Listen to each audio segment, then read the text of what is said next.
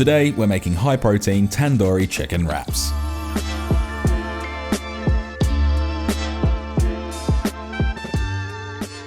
We're going to start off with the chicken. This is super simple marinade and most of the spices you should already have. I'm using chicken breast over chicken thigh because it has more protein in it per 100 grams, and this is 1 kilo or 2.2 pounds. Butterfly the chicken and slice it into thin strips. If you don't want to slice it into strips, you can dice it, or you can leave it whole and then slice it up once it's been cooked. Add it to a bowl and add in 1/4 cup or 60 grams of high protein yogurt, 2 teaspoons of Garam Masala, 2 teaspoons of ground cumin, 1.5 teaspoons of ground turmeric, 1 teaspoon of ground coriander, 1 teaspoon of sweet paprika, 1 teaspoon of Kashmiri chili powder or any chili of your choice, grate 2 cloves of garlic and 5 grams or 0.2 ounces of peeled ginger on a microplane, adding that in, season with salt and cracked black pepper or ground white pepper, and then mix to combine. I recommend using a spatula for this or put on a glove because turmeric does stain, and marinate for a minimum of 30 minutes. Moving on, we'll make some Raita. This is a really simple sauce that goes perfectly with the chicken, and there's plenty of different things you can add to this rather than what I'm doing, but this is just a nice stock standard recipe. I'm using a Lebanese cucumber for this and grating it on the larger side of a box grater. They're a lot smaller than a regular cucumber, so if you do decide to use one, just slice it in half. Add the grated cucumber to a cloth or a towel and then squeeze out as much moisture as possible. This is going to prevent our sauce from being really soggy or watery. As for the juice, you can have that as a little drink whilst you're making the recipe. Then into a bowl, add in 3/4 of a cup or 180 grams of high protein yogurt.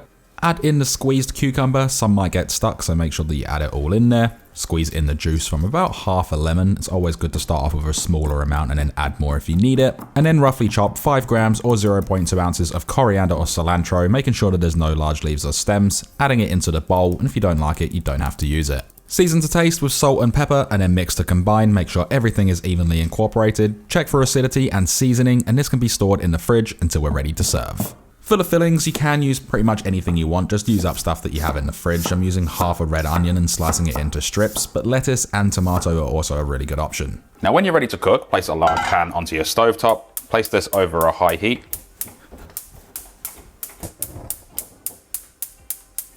When the pan's nice and hot, add in a little bit of spray oil to lightly coat the pan, add in the chicken and then spread this out so it's not all stuck together or sitting on top of one another, and then let this sit for about a minute to a minute and a half to build a crust, and then start mixing it through, and then repeat that step, just letting it sit, let it build that color up, and we're going to do this for a total of about 5 to 6 minutes or until that chicken is cooked through. A common mistake in cooking chicken or really any other protein is the fact that it gets overcooked, and this is because the chicken will continue to cook even after we pull it off the heat. In a minute, you are going to see the macros, and to get the numbers as high as I've got them, you are going to need high protein wraps, the high protein yogurt, as well as the chicken and all of the other ingredients, but those 3 are the main elements. Also, if you're enjoying the video, please do give it a thumbs up. It really does help me out. Now with portioning, you can weigh each individual item and then divide it by how many portions you want. As for assembling these, I like to place that Raita down on the bottom and then the tandoori chicken over the top. Top that with a little bit of red onion as well as some coriander or cilantro, and then go over the top with a little bit more of that Raita and finish it off with a lettuce leaf. Of course you can add tomato, but it does make these a little bit watery. You might have to remove the pulp. And then with wrapping, this does take practice, but fold the sides in and then roll it over and tuck it in as best as possible and store it on the seam. Wrap them up in foil. You can put them in food safe paper, airtight containers, or even Ziploc bags. Toast them or keep them fresh. And sliced open, you have this delicious tandoori chicken wrap. They smell incredible. And this right here is the macros for a single wrap, and the full written recipe as well as any remaining nutrition information is in the link in the description. Once you have everything done, there's only one thing left to do, and that is we can then dig in.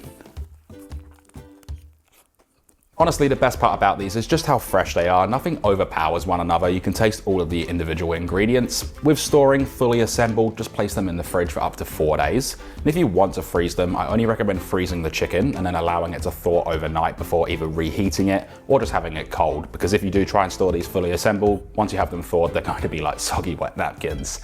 If you enjoyed this video, please do hit that like button, leave a comment, let me know what you think of this recipe or what you want to see next, and subscribe. It's completely free and it helps me out. Thanks for watching.